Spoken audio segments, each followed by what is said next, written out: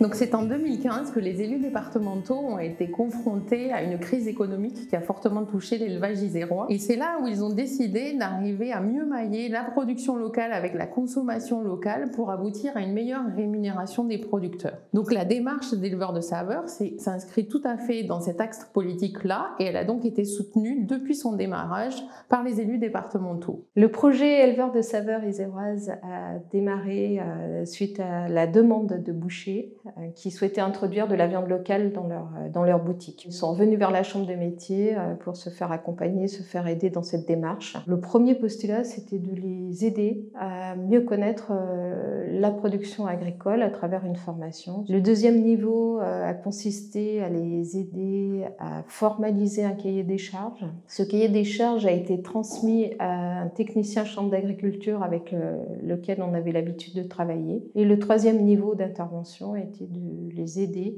à acheter au juste prix grâce au développement d'un outil de simulation, le calcul des prix de revient. Le développement des filières alimentaires de proximité porteuses de valeur ajoutée pour les agriculteurs est une priorité pour les élus de la Chambre d'agriculture. Donc nous sommes organisés techniquement pour répondre au type de demande transmise par la Chambre de métier pour les artisans bouchers. Lorsque l'on reçoit ce type de demande, la première chose bien entendu est de la transmettre aux bonnes personnes. Et en l'occurrence, nous avons ciblé les éleveurs qui étaient dans un premier temps sensibles aux questions de proximité et de qualité, mais aussi dans une problématique de valorisation de leur production. Comme il fallait en fait forcément une approche collective pour répondre aux demandes de régularité en qualité et en quantité des artisans bouchers, nous avons ciblé des éleveurs qui avaient des habitudes de travail entre eux. Le deuxième point, une fois que la demande est transmise, est de faire en sorte que les éleveurs s'approprient cette question. Et là, en fait, ça se fait par des techniques d'ingénierie de projet et d'animation que l'on utilise en tant qu'agent de développement. Et le troisième point, il faut bien entendu les accompagner dans la professionnalisation sur les questions, en l'occurrence commerciales et logistiques, qui sont au cœur de la réussite d'un projet de ce type.